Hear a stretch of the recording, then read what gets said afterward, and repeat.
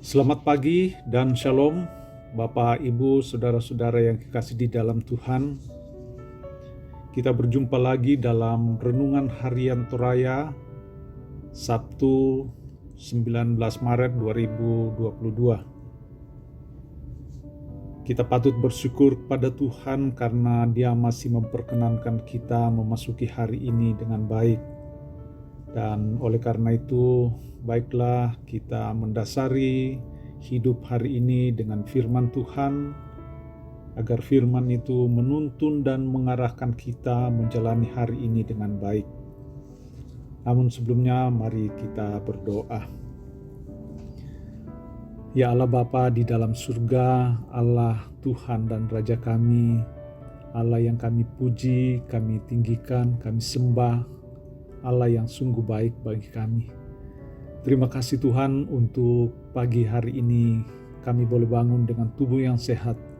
Sepanjang malam Tuhan telah pelihara kami, memberikan tidur yang baik, dan kami boleh memasuki hari ini dengan baik. Semua karena kasih dan kemurahan Tuhan.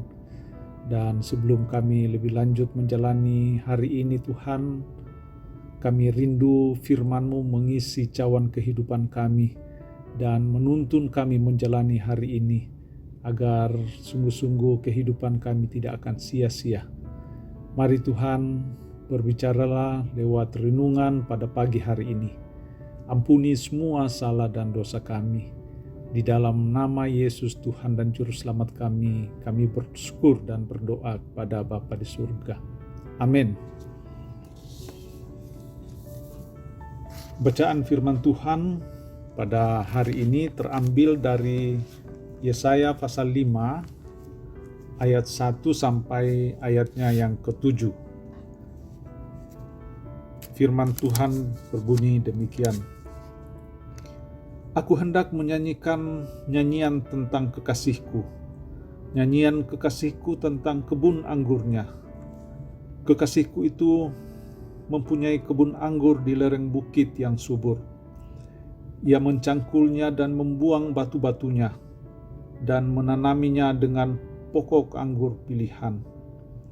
Ia mendirikan sebuah menara jaga di tengah-tengahnya, dan menggali lubang tempat memeras anggur. Lalu dinantinya supaya kebun itu menghasilkan buah anggur yang baik. Tetapi yang dihasilkannya ialah buah anggur yang asam. Maka sekarang, hai penduduk Yerusalem dan orang Yehuda, adililah antara aku dan kebun anggurku itu. Apatah lagi yang harus diperbuat untuk kebun anggur itu, yang belum kuperbuat kepadanya? Aku menanti supaya dihasilkannya buah anggur yang baik. Mengapa yang dihasilkannya hanya buah anggur yang asam? Maka sekarang aku mau memberitahukan kepadamu apa yang hendak kulakukan kepada kebun anggurku itu. Aku akan menebang pagar durinya, sehingga kebun itu dimakan habis dan melanda temboknya, sehingga kebun itu diinjak-injak. Aku akan membuatnya ditumbuhi semak-semak, tidak dirantingi dan tidak disiangi, sehingga tumbuh putri malu dan rumput.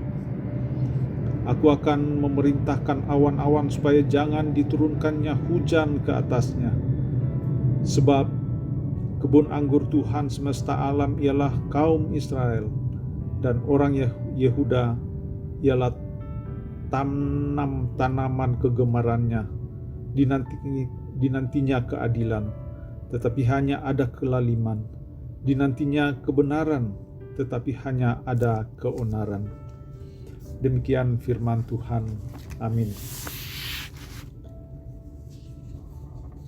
Renungan kita pada hari ini diberi judul Israel yang baru, atau dalam bahasa Toraja, Israel baru. Apa yang kita rasakan ketika kita memberikan sepenuhnya kepercayaan kepada seseorang yang kita anggap layak untuk dipercaya, untuk sesuatu hal, namun kepercayaan itu tidak dijaga dengan baik. Malah harapan itu sungguh-sungguh jauh dari kenyataan. Apakah kita kecewa? Ya, pasti kecewa. Bangsa Israel yang digambarkan sebagai kebun anggur Tuhan mendapat teguran yang sangat keras dari Tuhan. Tuhan yang diibaratkan sebagai pemilik sekaligus petani telah bekerja keras menanam pohon anggur. Ia mencangkul, membuang batu, menanam dan mempersiapkan agar pohon anggurnya menghasilkan buah yang baik. Dalam ayat 2 bacaan kita tadi. Namun betapa mengecewakan ketika buah anggur yang dihasilkan justru buah yang asam. Rasa kecewa membuat si pemilik merusak dan menghancurkan kebun anggurnya. Saudara-saudara, bangsa Israel dipilih dan mendapat status istimewa dari Tuhan. Mereka diutus untuk melakukan kehendak Tuhan. Mereka gagal dalam mengemban tugas kepercayaan daripadanya. Mereka tidak menunjukkan kualitas yang sesuai dengan harapan Tuhan. Walaupun telah mengecap kebaikan Tuhan dan mengalami berbagai mujizat yang luar biasa, namun mereka tetap saja menjadi bangsa yang tegar tengkuk, masih melakukan perbuatan-perbuatan yang menyimpang dari kehendaknya.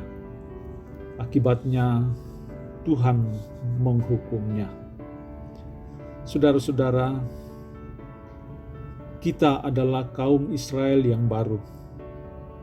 Tuhan mengutus kita ke dalam dunia melalui berbagai bidang kehidupan untuk melakukan kehendak-Nya demi perwujudan kerajaan-Nya. Selama masih ada kesempatan, saudara-saudara, lakukan yang terbaik semampu yang bisa kita lakukan. Sebab Dia sendiri yang akan menyempurnakannya. Dan jangan kecewakan Dia, supaya luput dari murka-Nya. Terpujilah nama Tuhan. Amin. Mari kita berdoa. Ya Bapa di surga, firman-Mu telah kami baca dan kami renungkan bersama. Kami sungguh sadar kami sangat terbatas Tuhan. Kami tidak akan mampu untuk mencerna bahkan melakukan firman-Mu tanpa campur tangan Tuhan. Itu sebabnya Tuhan, kami datang kepadamu memohon pimpinan penyertaan Tuhan, agar firman yang telah kami dengar, kami baca, Tuhan sendiri yang akan memberikan hikmat, kekuatan bagi kami untuk melakukannya di dalam perjalanan kehidupan kami hari ini, bahkan sepanjang hari hidup yang Tuhan masih berikan. Terima kasih Tuhan, kami sungguh percaya bahwa ketika kami memohon tuntunan pimpinan Tuhan untuk memampukan kami melakukan firman-Mu, maka Tuhan pasti akan memampukannya. Bapa di surga, hari ini akan kami jalani dengan bermacam-macam aktivitas kami, baik yang bekerja sebagai karyawan, sebagai wirausaha, maupun saudara-saudara kami yang tinggal di rumah melakukan kegiatan mereka masing-masing. Tuhan, tuntun kami di dalam perjalanan sepanjang hari ini, agar kami boleh menjalaninya dengan baik di dalam mempermuliakan Tuhan, sehingga sungguh-sungguh kami boleh menjadi garam dan terang dimanapun Tuhan tempatkan. Kami berdoa bagi rekan-rekan kami yang saat ini mungkin mengalami masalah dengan kesehatan, ataupun ada bencana dalam keluarga. Kami mohon kepadamu Tuhan, Engkau hadir untuk menjamah setiap keluarga yang mengalami duka dan mengalami sakit, penyakit. agar mereka boleh merasakan kekuatan yang daripada Tuhan. Mereka yang sakit disembuhkan oleh Tuhan. Mereka yang berduka karena bermacam-macam hal dihiburkan dan dikuatkan oleh Tuhan.